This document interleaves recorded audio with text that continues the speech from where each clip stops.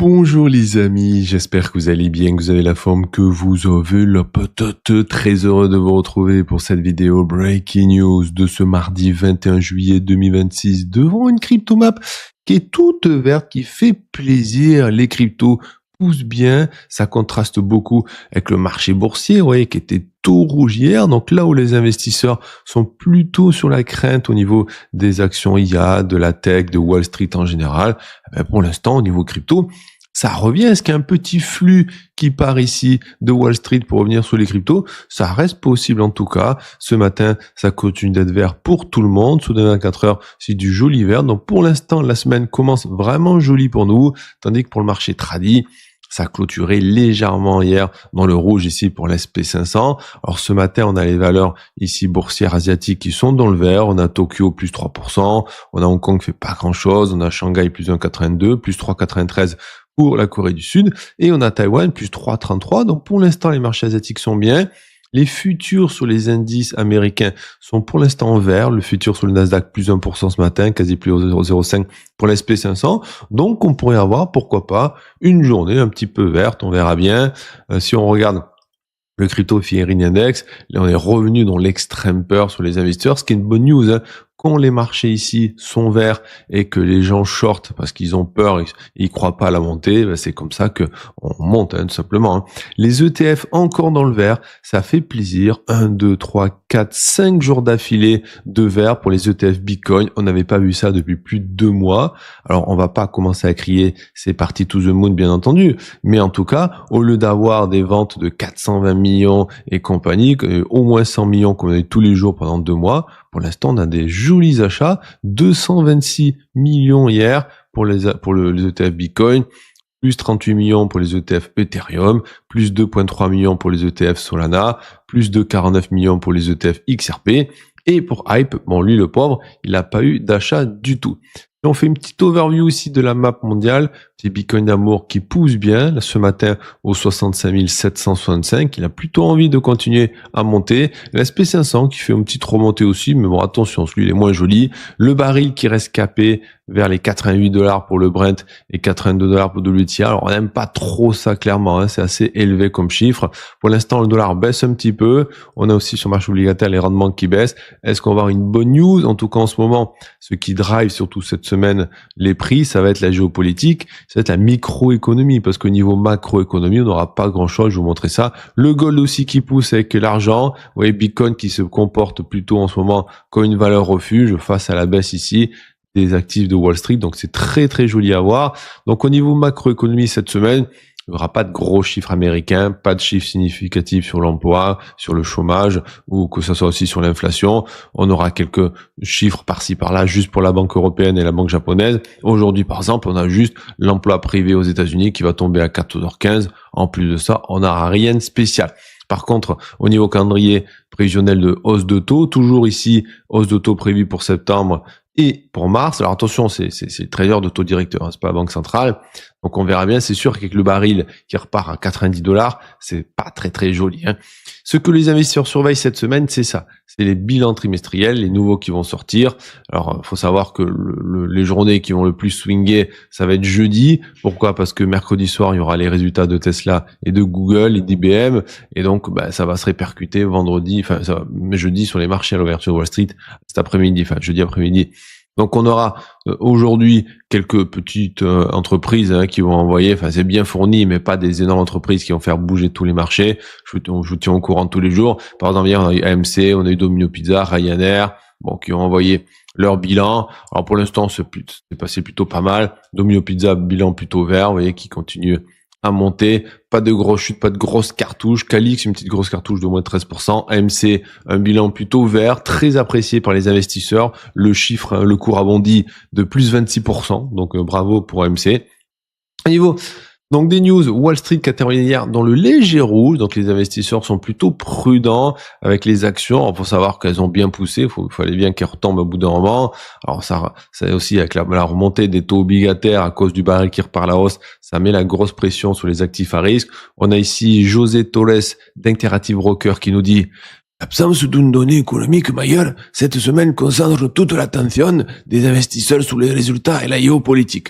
Donc, en gros, comme niveau macroéconomique, on n'a rien.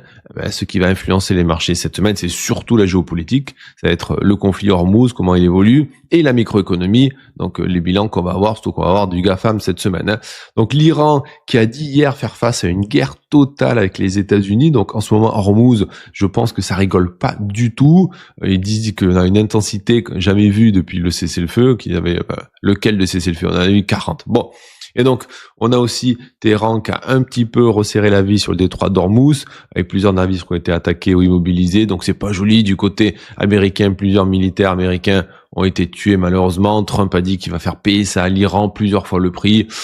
Bon, vous voyez la bonne ambiance. Donc, ça fait bondir le cours du pétrole, ça fait bondir le coût de la dette américaine. Et donc, les thermomètres pour les perspectives inflationnistes repartent dans le rouge, parce que comme baril qui reprend 20-25% ces 2 dernières semaines, tout de suite, ça calme un petit peu les chiffres baissants qu'on a eu de l'inflation.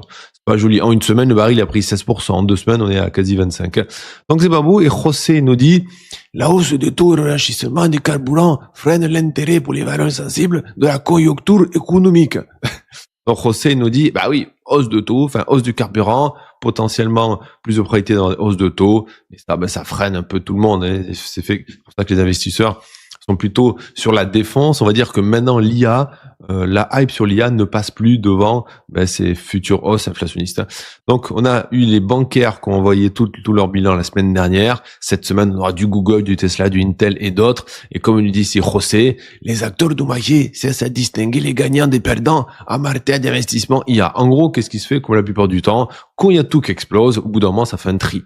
Comme la bulle Internet. Avant la bulle Internet, il y a tout qui a explosé. Après, quand il y a eu la grosse chute, les investisseurs ont trié, ont gardé certaines valeurs Internet, ont dégagé d'autres. Et là, pour l'IA, ça risque d'être la même chose. D'ailleurs, ça a bien explosé. Ils vont garder certaines entreprises qui vont surperformer et d'autres qui vont se faire éclatouiller, malheureusement. Voilà. En tout cas, ce qui est très surprenant, c'est que la crypto, nous, on tient bien. On a des bonnes news. Par exemple, ici, du côté du Nigérian, c'est le président de Nigeria qui s'appelle Bola Ahmed Tinubu qui a pris des mesures pour faire une réglementation sur les actifs numériques. Donc, c'est son conseiller qui s'appelle Bayo Onanuga qui a déclaré « Les décrets signés permettraient d'harmoniser... » Non, je déconne. La réglementation des actifs virtuels, de renforcer la coopération entre les agences financières, fiscales et des marchés capitaux du pays, de protéger les citoyens contre la fraude et de préserver l'intégrité du système financier tout en favorisant une innovation responsable. Alors, en gros, est-ce que c'est bien d'avoir une réglementation? Oui, surtout pour les entreprises. Il faut qu'ils aient un cadre. Quand on est une entreprise, on a besoin de vraies règles pour s'installer et pas se faire taper sur les doigts et pas se faire dégager dehors avec un coup de pied, vous voyez. Bon. Et donc, en gros, il a mis en place, le gouvernement nigérian ici, un conseil des actifs virtuels pour un peu orienter la politique pour les cryptos. Donc, c'est plutôt une bonne news. Et pourquoi il y a tout ça? Parce que le Nigérian, peut-être vous le savez pas, mais ça fait partie de 60% des entrées stablecoin de l'Afrique subsaharienne depuis 2019. Donc la croissance au Nigérian des cryptos est gigantesque. Vous imaginez 60% de l'Afrique subsaharienne. Donc le Nigérian, ça mérite sa petite régulation pour que les entreprises s'implantent bien et se développent sans problème. Donc c'est plutôt joli de voir ça. Au niveau du Clarity Act, ça avance. Ça avance. Pendant longtemps, on n'a eu aucune news. Et là, depuis à peu près une semaine, ça revient un peu sur la pile. Au-dessus de la pile en tout cas. Donc on nous dit qu'on devrait bientôt signer le Clarity, mais on n'a pas trop de discussions. Il y a des négociations à huis clos qui sont faites. On a Ryan Van Grack ici, qui est vice-président de Coinbase, qui a été interviewé à CNBC, qui a sorti quelques infos. Il nous dit que les élus démocrates ont ajouté des protections supplémentaires contre les consommateurs. Est-ce qu'on est surpris? Non. Depuis que Trump, il y a 2 semaines, a dit j'ai gagné 1,4 milliard avec les cryptos, c'est trop génial, et que derrière, quand il avait sorti son stablecoin, il y avait eu à peu près 1,4 million d'acheteurs. Sur les 1,4 million, il y a eu 900 000, un peu moins de 2 millions de gens qui ont perdu du pognon. Et donc, au bout d'un moment, voyant ça, lui est là. Regardez, j'ai gagné plein de sous. De l'autre côté, t'as 1 million de personnes qui ont perdu du pognon avec tes projets. Donc voilà. Donc c'est normal que les démocrates soient pas très contents. Et donc, il nous dit, le vice-président de Coinbase, que voilà, au final, il s'agit de protection des consommateurs, c'est ce que veulent les démocrates. Le système actuel ne dispose pas de cette infrastructure, ni de protection, et les démocrates ont judicieusement saisi cette occasion pour s'assurer que les consommateurs soient au cœur de ce projet de loi. Est-ce qu'on peut l'en vouloir? Non. avec un président qui sort des mêmes coins, des shitcoins, plein de trucs à droite à gauche, et qui veut juste gagner du pognon, et qui a rien à foutre si tout le monde perd du pognon, bah, c'est normal que les démocrates, ils sont là en train de faire des lois, ils veulent resserrer un petit peu l'étau autour de Trump. Voilà, ils aimeraient que Trump arrête de faire des cryptos, concrètement, c'est ça.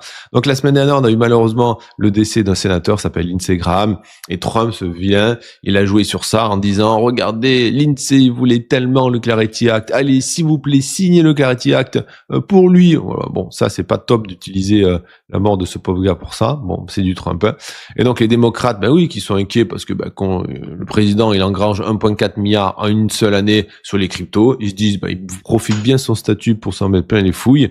Et donc, c'est pour ça qu'ils veulent vraiment que sur le Clarity Act, il y ait des choses qui un peu calment le président. Je pense que ça. Pour l'instant, les parlementaires n'ont publié aucun texte final, ni programmé une date pour voter le Clarity, donc on attend.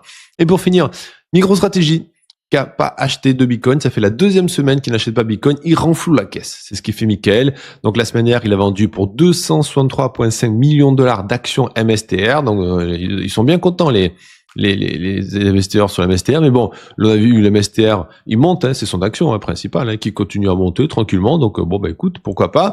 Il a fait une levée ces 2 dernières semaines de 730 millions de dollars, pourquoi? Parce que la semaine d'avant, il y a 2 semaines, il avait vendu pour 466,7 millions de dollars d'actions. Voilà, donc la semaine dernière, en gros, il a vendu 2,7 millions d'actions, et la semaine d'avant, 4,8 millions d'actions. Voilà, sur la tranche des actionnaires, voilà, ils doivent être méga contents.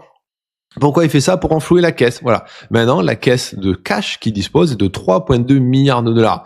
En gros, qu'est-ce qu'il fait? Alors ça, c'est ma théorie. Après, elle vaut ce qu'elle vaut. Hein.